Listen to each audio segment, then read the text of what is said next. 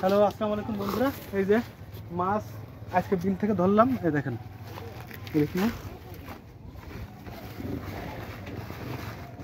এই যে এর ভিতরে এরকম এরকম সাইজের মাছ অ্যাভেলেবেল আছে, অ্যাভেলেবেল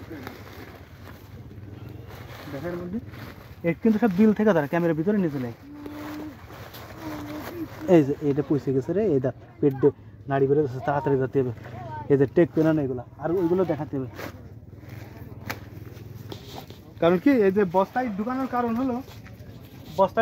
হলো, মাছ আমার ব্যাগ একটা ফুল করে ফেলেছে। এই যে কিন্তু বিলটা দেখা দাও।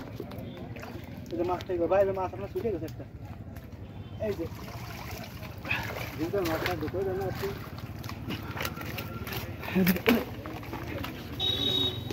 এই যে সব বিলের মাছ, টোটাল মিলে প্রায় 1 মণ। আলহামদুলিল্লাহ।